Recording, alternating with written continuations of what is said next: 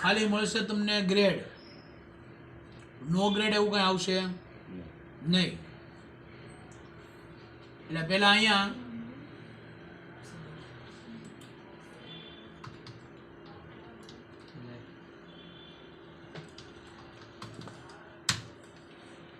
ઝીરોથી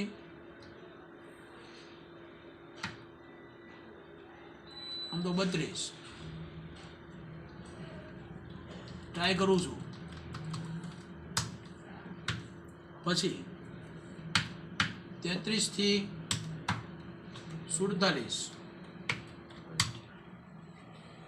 પછી 48 થી 2, 60 થી 69 એ, અને 70 થી ઉપર તો A+. બરોબર, 100 લખી નાખો. આ એક ટેબલ બની ગયું. હા, બરોબર.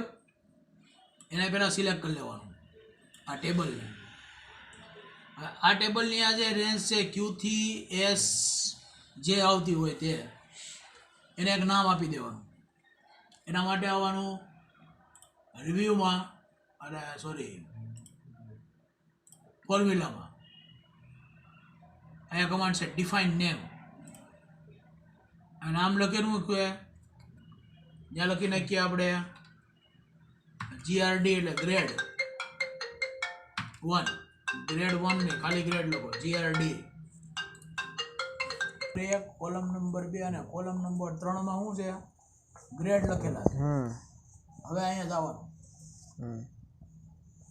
હવે ફંક્શન લેવાનું છે VLOOKUP.